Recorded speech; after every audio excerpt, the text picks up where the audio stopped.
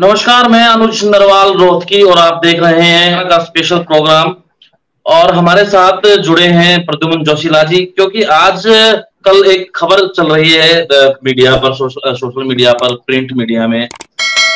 हालांकि सूत्रों के हवाले से है कि जो इनेलो है वो इंडिया गठबंधन में अगर आती है तो भूपेंद्र सिंह हुड्डा ने साफ तौर पर कह दिया कि वो पार्टी छोड़ देंगे। इसी पर हम चर्चा करेंगे कि यहाँ पर इंडिया में क्यों शामिल होना चाहती है इनेलो, और इसमें जो भूपेंद्र सिंह हुड्डा है वो राजी क्यों नहीं है। दोनों ही दृष्टिकोण से हम कोशिश करेंगे कि अपने इस बातचीत में उन बातों तक और उन हल तक पहुंचे, की वजहों तक, माफ कीजिएगा, कि कारण क्या है कि आज ऐसे हालात क्यों हो गए कि जो इनेलो पार्टी है वो इंडिया का हिस्सा बनना चाहती है। इंडिया बोले तो कांग्रेस उसमें लीड कर रही है, जबकि कांग्रेस के दुर्विरोधी रहे हैं इनेलो, और भूपेंद्र सिंह हुड्डा नहीं चाहते कि वो इसका हिस्सा ना बने इनेलो इंडिया का। और इसके पीछे की वजह भी टटोलेंगे। हमारे साथ प्रद्युम्न जोशीला है। प्रद्युम्न जी, जिस तरीके आपने खबरें देखी होंगी कि भूपेंद्र सिंह हुड्डा ने तो साफ ही कह दिया कि अगर पार्टी में जो इनेलो पार्टी है वो इंडिया में का हिस्सा बनती है या शामिल होती है तो पार्टी छोड़ देंगे। हालांकि खंडन नहीं आया इसका, और सूत्रों के हवाले से खबर चल रही, कैसे देखते हैं?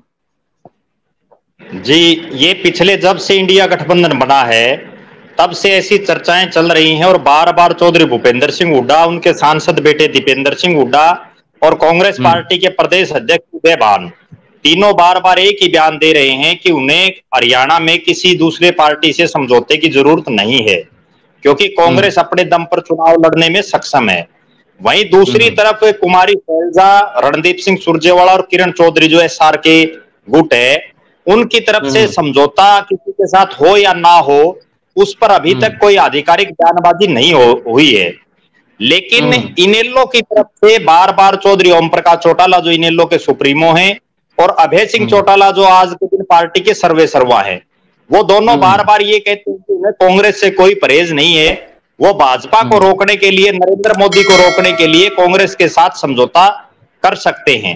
और जो 25 तारीख की रैली है उसके लिए भी उन्होंने बाकायदा कांग्रेस पार्टी के जो राष्ट्रीय अध्यक्ष हैं मल्लिकार्जुन खड़गे और कांग्रेस पार्टी की जो पूर्व राष्ट्रीय अध्यक्षा हैं श्रीमती सोनिया गांधी, उन दोनों को निमंत्रण भेजा है।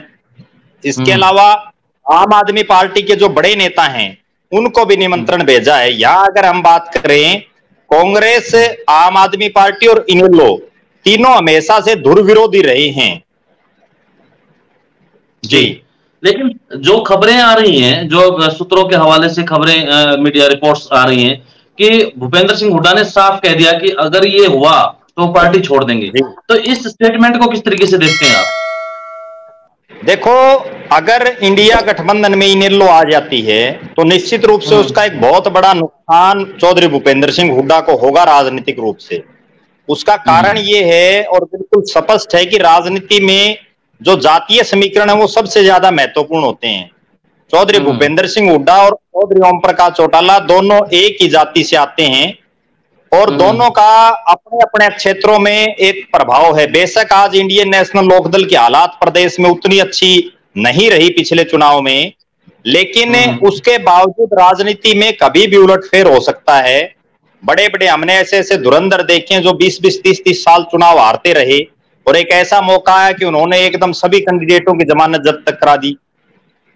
आज हालात ये हैं कि अगर चौधरी भूपेंद्र सिंह हुड्डा इंडिया गठबंधन में इनेलो के आने के बाद कांग्रेस की सिनेरियो अगर हम देखें तो निश्चित रूप से हुड्डा साहब को बड़ा भारी नुकसान होगा इस चीज का और एसआर के गुट उन पर और ज्यादा हावी हो जाएगा। उसका कारण ये है कि एसआर के गुट, ये दिली इच्छा है उनकी कि ओम प्रकाश चौटाला की इनेलो को इंडिया गठबंधन में आए ताकि भूपेंद्र सिंह हुड्डा के ऊपर एक दबाव बना रहे। आज जिस तरह से भूपेंद्र सिंह हुड्डा बार बार फ्री हैंड की बात करते हैं, उनके समर्थक भी ये कहते हैं कि उनको फ्री हैंड दे दिया जाए, लेकिन इंडिया गठबंधन में इनेलो के आते ही वो फ्री हैंड तो दूर, वो अपने जो उनके निजी लोग हैं उनको भी टिकटें नहीं दिला पाएंगे, क्योंकि उसके बाद कुछ जो सीटें हैं वो इनेलो को भी मिलेंगी, कुछ सीटें आम आदमी पार्टी को भी मिलेंगी। उस हालात में भूपेंद्र सिंह हुड्डा के साथ बात करेंगे, उस पर भी हम डिटेल से बात करेंगे। लेकिन सवाल सबसे पहला ये है कि एक, क्योंकि आप तो बहुत पुराने हैं और बड़े नजदीक से देखते हैं कि एक वक्त ये था कि चौधरी ओम प्रकाश चौटाला कहते थे कांग्रेस की जो घास है तो वो तो खेत में उग जाए तो वो खेत को खराब कर देती है, खा जाती है फसल को। तो जी वो जी अब वो इंडिया, हाँ, जी जी, तो वो अब इंडिया में शामिल होना चाहते हैं। ऐसी क्या मजबूरी आन पड़ी कि एक जमाने में बड़ी तूती बोलती थी इनेलो की, तो आज ऐसे हालात जी क्यों हो गए जिसकी खिलाफत की? मेरे ख्याल में पहला चुनाव तो उपचुनाव तो कांग्रेस ही लड़ा ओम प्रकाश चौटाला साहब ने, लेकिन उसके बाद उन्होंने जी वो अलग पार्टी में चले गए अपने पिताजी के साथ और राजनीतिक सफर किया, मुख्यमंत्री बने, लेकिन दुर्विरोधी रहे कांग्रेस के कुल मिलाकर। जी तो आज वजह क्या आप देखते हैं कि इन वजहों के कारण जी आज ऐसे माड़े माड़े हालात हो गए कि वो इंडिया में बार बार कह रहे हैं, वो इंडिया की तरफ से ऑफर नहीं आया, लेकिन वो बार बार कह रहे हैं कि हमें हिस्सा बना लीजिए, हम बनना चाहते हैं, कोई हमें ऑफर दे तो हम बात करेंगे। तो वो जी ऐसे हालात क्यों बने?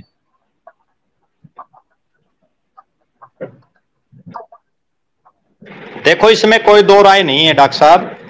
चौधरी हम्म ओम प्रकाश चौटाला, अभय सिंह चौटाला और उस दौर में जब अजय सिंह चौटाला उनकी पार्टी में थे, तीनों हम्म नेता सार्वजनिक मंचों पर यह बात कहते थे कि हम्म कांग्रेस पार्टी जैसे कांग्रेस घास होती है उसी की तरह है।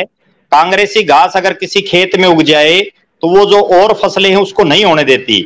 इसी तरह से ये कांग्रेस पार्टी है। और यहां तक कि जब चौधरी ओम प्रकाश चौटाला और अजय सिंह चौटाला को जेबीटी वाले प्रकरण में जब सजा हुई तो उसके लिए भी उन्होंने सीधा सीधा कांग्रेस पार्टी के उस समय के मुख्यमंत्री चौधरी भूपेंद्र सिंह हुड्डा को दोषी ठहराया। और उन्होंने स्पष्ट रूप से सार्वजनिक जनसभाओं में ये कही कि चौधरी ओम प्रकाश चौटाला को सजा कराने में भूपेंद्र सिंह हुड्डा का बड़ा हाथ है। जिसके बाद इनकी राजनीतिक जो तलखियां हैं वो लगातार बढ़ती रही। और पिछले काफी समय से, जब से ओम प्रकाश चौटाला ने कांग्रेस पार्टी का दामन छोड़ा है चौधरी देवीलाल के परिवार ने, तब से ही वो कांग्रेस के खिलाफ रहे हैं। अब हालात ये है, जो सच्चाई है और राजनीतिक रूप से देखें, जब से चौधरी देवीलाल का निधन हुआ है तब से इंडियन नेशनल लोकदल पार्टी सत्ता में नहीं आई है। दूसरी बड़ी बात, 2000 के बाद जितने भी लोकसभा चुनाव हुए, 2000 के बाद जितने भी लोकसभा चुनाव हुए, चाहे वो 2004 का लोकसभा चुनाव हुआ हो, 2009 का हुआ हो, कोई भी सांसद इनेलो का नहीं जीत पाया। 2014 में इंडियन नेशनल लोकदल के 2 सांसद बने। आज हालात ये है कि वो दोनों ही इनेलो में नहीं है। 2019 में इनेलो के जितने प्रत्याशी थे सब बुरी तरह से हारे, सबकी जमानतें जब्त हुई। और आज तक के राजनीतिक इतिहास में चौधरी ओम प्रकाश चौटाला की पार्टी इंडियन नेशनल लोकदल सबसे बुरी हालात में है राजनीतिक रूप से। क्योंकि 2005 तक जब वो मुख्यमंत्री थे उस समय बेशक उनकी लोकसभा में कोई सीट नहीं आई, लेकिन विधानसभा में उनके 9 एमएलए जीते थे। हालांकि चौधरी ओम प्रकाश चौटाला मुख्यमंत्री होते हुए नरवाणा से चुनाव हार गए थे, लेकिन इस बार 2019 के चुनाव में तो उनका सिर्फ एक विधायक जीता और वो भी अजय सिंह चौटाला जीते। बहुत से उनके प्रत्याशी ऐसे रहे जिनकी बुरी तरह से हार हुई। कई प्रत्याशियों को तो 1000, 2000, 2500, 1500 इतने वोट मिले। और कई विधानसभा क्षेत्र तो ऐसे रहे डॉक्टर साहब जहां उनको प्रत्याशी ढूंढने पड़े, दूसरी पार्टियों से लाने पड़े, उनके पास कोई कैंडिडेट नहीं थे। और आज भी ये हालात है। आज हम 2023 में है, चुनावी वर्ष आने वाला है, उसके बावजूद जिन लोगों ने पिछले विधानसभा चुनाव में इनेलो की टिकट पर चुनाव लड़ा, उनमें से बहुत से लोग पार्टी को छोड़ करके चले गए। आज सब बुरे हालात में इनेलो है। और उसी बुरी हालात से उभारने के लिए अभय सिंह चौटाला ने जिंदगी में पहली बार ये प्रयास किया है राजनीतिक रूप से कि वो कांग्रेस के साथ हाथ मिलाने के लिए तैयार हैं। जिस कांग्रेस को पूरी जिंदगी जो है चौटाला परिवार गालियां देता था, जिसको राजनीतिक रूप से अपना दुर्विरोधी मानता था, उसके साथ वो हाथ मिला रहे हैं। उसमें सबसे बड़ा कारण यही है कि आज इनेलो की वो हालात नहीं है कि वो अपने दम पर 90 सीटों पर चुनाव लड़ सके। चुनाव में प्रत्याशी खड़ा करना एक अलग बात है, लेकिन हार जीत का, कहीं पहले दूसरे तीसरे नंबर की टक्कर का कोई प्रत्याशी हद मार के 10 विधानसभा क्षेत्र ऐसे होंगे जहां आज भी कैंडिडेट है इनेलो के पास। एक बात और बताइए कि हाल में राज्यसभा चुनाव हुए हरियाणा में जी, विनोद शर्मा के बेटे थे कार्तिकेय शर्मा, आजाद उम्मीदवार के तौर पर कहा गया था, हालांकि पूरा सपोर्ट बीजेपी का था, ठीक है। और उसके बाद दूसरी तरफ कांग्रेस के, लेकिन जब वोट की बारी आई इनेलो की तरफ से, जो यहाँ अभय सिंह चौटाला हैं, तो वो कार्तिकेय के खेमे में दिखे, कांग्रेस के खेमे में नहीं थे उस वक्त तक। तो ऐसे में कैसे भरोसा किया जाए कि वो सारी चीजें ठीक हो जाएंगी, उसके बाद भी साथ में रहेंगे? देखो, राजनीति संभावनाओं का खेल है, या ना कोई स्थायी दोस्त होता ना कोई स्थायी दुश्मन होता। जब लालू प्रसाद यादव और नीतीश कुमार मिल सकते हैं, मायावती और अखिलेश यादव मिल सकते हैं, उद्धव ठाकरे और कांग्रेस मिल सकती हैं, तो राजनीति में कभी भी कुछ भी हो सकता है। जिस तरह से कार्तिकेय शर्मा का उन्होंने समर्थन किया, अकेला कार्तिकेय शर्मा के चुनाव की बात नहीं है, जब भी बीजेपी को अभय सिंह चौटाला की जरूरत पड़ी, तो अभय सिंह चौटाला ने कांग्रेस की बजाय बीजेपी की सपोर्ट करने की बार बार हमने बहुत से मौके से देखे हैं। लेकिन अब हालात ये है कि वो कांग्रेस से समझौता करने के पीछे एक बड़ा कारण और दूसरा भी है, वो ये है कि ओम प्रकाश चौटाला और अभय सिंह के जो धुर विरोधी उनके पारिवारिक सदस्य हैं आज के दिन राजनीति में, जेजेपी, वो जेजेपी बीजेपी के साथ है। अगर जेजेपी बीजेपी के साथ नहीं होती तो हो सकता है अभय सिंह चौटाला बीजेपी के साथ ही समझौता कर लेते, क्योंकि हमें और आपको ध्यान होगा इस चीज का, जब 2019 में बीजेपी का बहुमत नहीं आया और जेजेपी ने समर्थन नहीं किया, उससे पहले ऐसी सुगबुगाहटें शुरू हो गई थी कि अभय सिंह चौटाला खुद बीजेपी के साथ जा सकते हैं। और ये तो जेजेपी ने समर्थन कर दिया, अगर जेजेपी समर्थन नहीं करती तो हो सकता था जेजेपी की बजाय वो उस कुर्सी पर होते, क्योंकि हमने इतिहास देखा है बीजेपी के साथ ही चौटाला परिवार रहा है हमेशा। लेकिन अब उनकी मजबूरी ये है कि उनके पारिवारिक सदस्य बीजेपी के साथ हैं, दुष्यंत चौटाला, अजय सिंह चौटाला, इसलिए अभय सिंह चौटाला वहां जा नहीं सकते। तो उनकी राजनीतिक मजबूरी ये है कि उसको कांग्रेस के साथ जाना ही पड़ेगा। और जहां तक है भविष्य की बात है, जैसा आपने प्रश्न किया कि कार्तिकेय शर्मा को उन्होंने समर्थन दे दिया, ये तो राजनीति, जब 2024 का चुनाव होगा, किसको कितनी सीटें मिलेंगी, हो सकता है दोबारा से कोई ऐसे सिनेरियो बन जाए जैसे हमने बहुत से स्टेटों में देखा है कि क्या पता है सिंह चौटाला फिर से बीजेपी में चले जाएं। अभी अगर बिहार का हम उदाहरण देखें, नीतीश कुमार कभी तो बीजेपी के साथ आ जाते हैं, कभी वो लालू प्रसाद यादव के साथ आ जाते हैं। तो राजनीति में कभी भी कुछ भी हो सकता है। तो अब अगर बात करें भूपेंद्र सिंह हुड्डा के नजरिए से, तो जी वो क्यों नहीं चाहते कि इंडिया में अगर आम आदमी पार्टी आ गई, जो दिल्ली में जिसकी वजह से सारी चीजें गड़बड़ हुई कांग्रेस में, आंदोलन और फिर पार्टी और ये सारी चीजें, तो वो भी जब साथ आ सकती है तो इनेलो में दिक्कत क्या है? भूपेंद्र सिंह हुड्डा के नजरिए से कहाँ दिक्कत है कि ये चीजें खराब हो जाएंगी अगर वो आएंगे तो, या फिर ये है कि वो अपने आप को इतना मजबूत समझ रहे हैं कि कोई आवश्यकता ही नहीं किसी की, हम वो अपने आप जीत लेंगे? देखो, इसमें दो बातें हैं, इसमें तो कोई दो राय नहीं कि भूपेंद्र सिंह हुड्डा जो ओवर कॉन्फिडेंस में है। जिस तरह से पिछली बार मनोहर लाल खट्टर जी ओवर कॉन्फिडेंस में थे 75 पार के चक्कर में, और वो उनकी गाड़ी 40 पर अटक गई, उसी तरह से आज भूपेंद्र सिंह हुड्डा को इस चीज का एक वहम सा हो गया है कि कांग्रेस पार्टी की और भूपेंद्र सिंह हुड्डा की आंधी चल रही है प्रदेश में। जबकि सच्चाई ये है कि बहुत से तो ऐसे विधानसभा क्षेत्र हैं जहां कांग्रेस 3 नंबर की लड़ाई में है, पहले और दूसरे स्थान पर भी नहीं है कई विधानसभा क्षेत्रों में। दूसरी बात है, चौधरी देवीलाल और भूपेंद्र सिंह हुड्डा का परिवार आपस में चुनावी राजनीति में भी कई बार आमने सामने हो चुका है। 3 बार चौधरी भूपेंद्र सिंह हुड्डा ने देवीलाल को उस लोकसभा क्षेत्र से हरा दिया जहां से वो 1989 में जीते थे, और उसके बाद देवीलाल जो परिवार है वो धीरे धीरे रोहतक, जो पुराना रोहतक, ओल्ड रोहतक जिसको बोलते हैं, रोहतक, सोनीपत और झज्जर का जो इलाका है, वहां से देवीलाल परिवार धीरे धीरे राजनीतिक रूप से सिकुड़ता चला गया, और आज उसकी रिप्लेसमेंट भूपेंद्र सिंह हुड्डा ने कर ली, वो जो तीनों जिले हैं।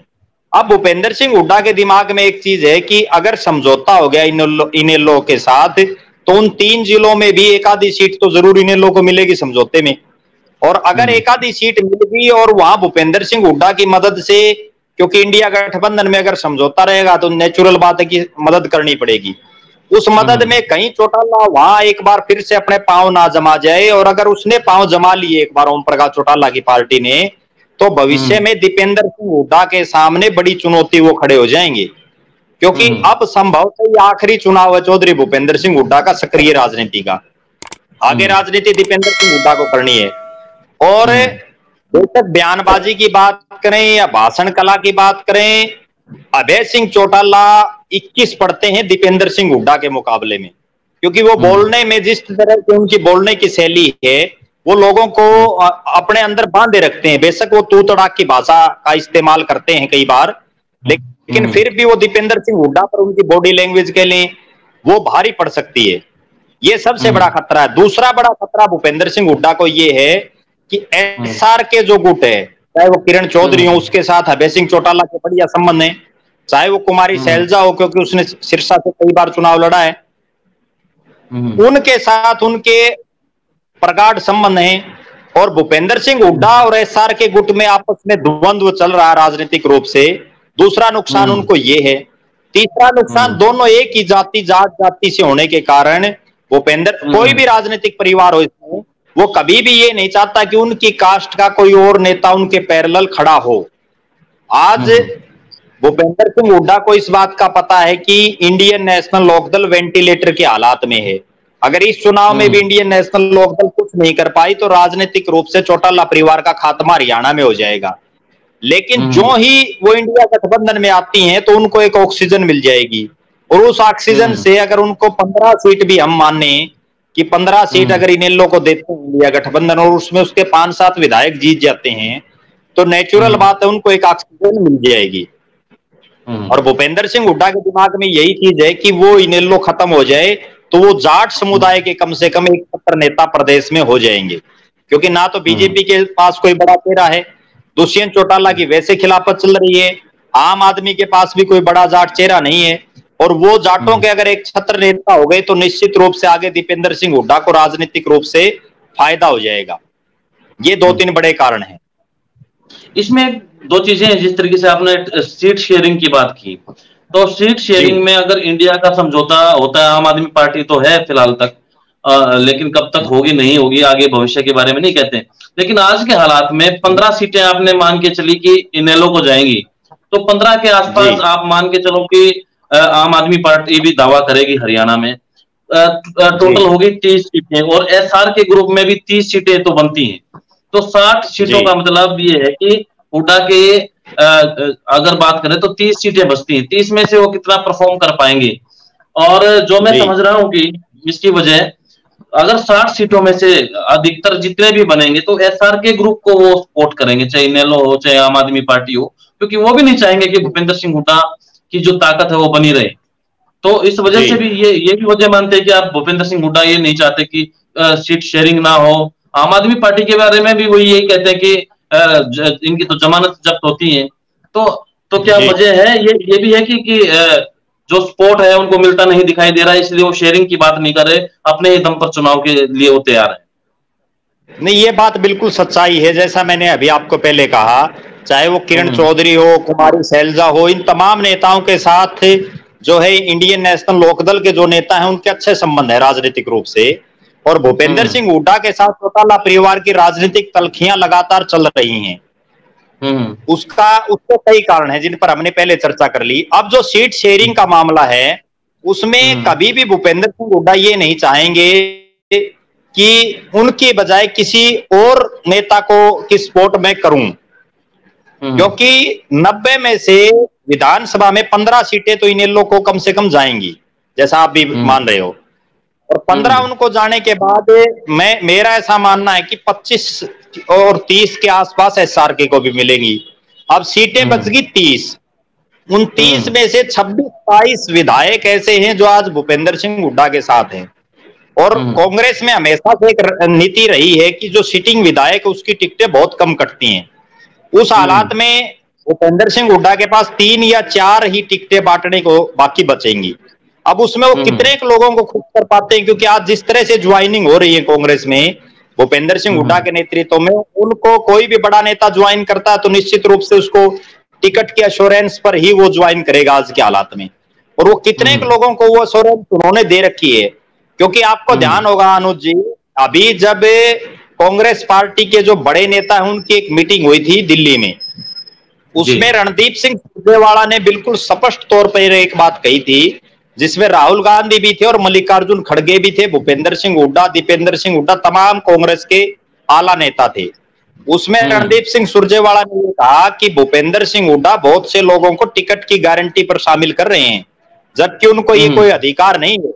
क्या पता 2024 में कौन कांग्रेस का नेता होगा, उदयमान प्रदेश अध्यक्ष रह पाएंगे, नहीं रह पाएंगे, किसके चेहरे पर कांग्रेस चुनाव लड़ेगी। आज ये जिस तरह से टिकटों के एश्योरेंस नेताओं को दे रहे हैं, इससे भविष्य में कांग्रेस को नुकसान होगा, और वो नुकसान इसलिए होगा कि उस दौरान एकदम भगदड़ मच जाएगी, जैसे पिछली बार मची कई पार्टियों में। दूसरी बात, एक तो ये सबसे बड़ा कारण है। दूसरी बात ये है कि भूपेंद्र सिंह हुड्डा को जो 30 आदमी उनके जीतेंगे, आपको एक बात ध्यान हो, 2005 में जब भजनलाल जी के नेतृत्व में कांग्रेस ने चुनाव लड़ा तो 67 विधायक जीते थे, और वो विधायक जीतने के बाद उनमें ज्यादातर भजनलाल के खेमे के थे। जो ही कांग्रेस आला कमान ने भूपेंद्र सिंह हुड्डा को चीफ मिनिस्टर डिक्लेयर किया, भजनलाल के पास सिर्फ अपने अलावा 2 विधायक बचे थे, धर्मपाल मलिक और राकेश कंबोज। और वही हालात अगर कांग्रेस पार्टी बहुमत आने के बाद, क्योंकि इनेलो भी भूपेंद्र सिंह हुड्डा की सपोर्ट नहीं करेगी, सीधी बात है, आम आदमी पार्टी भी किसी भी हालात में भूपेंद्र सिंह हुड्डा की सपोर्ट नहीं करेगी। और उसके पीछे एक बहुत बड़ा कारण है, जो आप दर्शकों को अगर मैं बताऊंगा तो उनके समझ में आ जाएगा। वो कारण क्या है कि भूपेंद्र सिंह हुड्डा राज को सिर्फ वन मैन जो आर्मी होती है उस हिसाब से चलाया है उन्होंने पिछले 10 साल, जिसकी बदौलत राव इंद्रजीत, चौधरी वीरेंद्र सिंह डूमरखा, धर्मवीर सिंह, रमेश कौशिक जैसे बहुत से जो दिग्गज हैं, चाहे वो कुलदीप बिश्नोई हो उस दौर में, विनोद शर्मा हो, वो तमाम नेता पार्टी को छोड़ करके चले गए, जिस वजह से आज कांग्रेस की दुर्गति है कि वो पिछले 10 साल से सत्ता से बाहर है। आगे भी ये जो और जितने बड़े नेता हैं, चाहे वो एसआर के गुट के हों, चाहे इनेलो के हों, चाहे आम आदमी पार्टी के, उनको एक ये भय रहेगा राजनीतिक रूप से कि अगर हुड्डा के हाथ में कमान आ गई तो ये आप सबको चेप देगा, दोबारा से आपको पार्टी छोड़ने पर बहुत से नेताओं को मजबूर कर देगा, जैसे पीछे हुआ था। क्योंकि वो फिर किसी की सुनते नहीं, वहां तो फिर मतलब या चौधरी भूपेंद्र सिंह हुड्डा और या दीपेंद्र सिंह हुड्डा, तीसरे की किसी की चलनी नहीं। वही बात, इस बात का उनको सबसे बड़ा खतरा है। जी, तो वही है कि जो ये सारा गठबंधन की बात हो, सीट शेयरिंग की बात हो, वो कहीं ना कहीं आड़े हाथ आती है भूपेंद्र सिंह हुड्डा को, क्योंकि मुख्यमंत्री के तौर पर वो भी चाहेंगे कि वो कोशिश करेंगे कि दीपेंद्र सिंह हुड्डा को वो चीफ मिनिस्टर का चेहरा बना दें। तो वहां हर्डल तो है ये। एक बात मैं और जी एक बात मैं और बताना चाहूंगा डॉक्टर साहब, अगर INDIA इंडिया गठबंधन में ओम प्रकाश चौटाला, आम आदमी पार्टी और भूपेंद्र सिंह मतलब कांग्रेस पार्टी तीनों शामिल होते हैं, तो उसका फायदा तो होगा ओम प्रकाश चौटाला की पार्टी को और आम आदमी पार्टी को, सीधा सीधा। और उसका नुकसान राजनीतिक रूप से होगा भूपेंद्र सिंह हुड्डा को, और बड़ा भारी नुकसान होगा। उनके जो समर्थक आज हुड्डा हुड्डा करते फिर रहे हैं वो भी छोड़ करके चले जाएंगे, क्योंकि जब वो टिकट दिलाने के हालात में नहीं होंगे तो उसके साथ कोई नहीं लगता। जी, जो सपना है फिर तो अधूरा रह जाएगा ना, इसीलिए वो शायद स्टैंड ले रहे हैं कि दीपेंद्र सिंह हुड्डा मुख्यमंत्री के तौर पर आए, तो वो एक सपना तो है, बिल्कुल, तो है। जी बिल्कुल। तो यही बात है कुल मिलाकर, जो प्रद्युमन जी ने भी बताया और हमारा जो लबोलबाब सारी चर्चा का यही है कि इस गठबंधन से, इनेलो के आने से या सीट शेयरिंग से कहीं ना कहीं जो नुकसान है वो भूपेंद्र सिंह हुड्डा को खुद नजर आ रहा है कि उनको सबसे ज्यादा नुकसान हो सकता है। और जो फायदा है, फायदे की अगर बात करें, थोड़ा ज्यादा जितना भी फायदा है वो इनेलो के लिए अच्छा रहेगा, और इसलिए वो शायद कोशिश कर रहे हैं कि हम उनको संजीवनी मिल जाए इंडिया गठबंधन के साथ मिलकर, वरना उनकी भी दुकान बंद हो सकती है, इसलिए वो प्रयास कर रहे हैं। और लाभ की बात करें तो आम आदमी पार्टी हो या फिर इनेलो हो, उनको लाभ नजर आ रहा है, और नुकसान की जहां तक बात है वो हुड्डा को नजर आ रही है। इसी वजह से वो स्टैंड ले रहे हैं और वो कोशिश कर रहे हैं कि वो बार बार इस बात को भी कह रहे हैं कि हम सक्षम हैं इस चुनाव में जीतने के लिए, किसी भी गठबंधन की जरूरत नहीं। धन्यवाद प्रद्युम्न जी, आपने समय दिया हमें। जी धन्यवाद डॉक्टर साहब।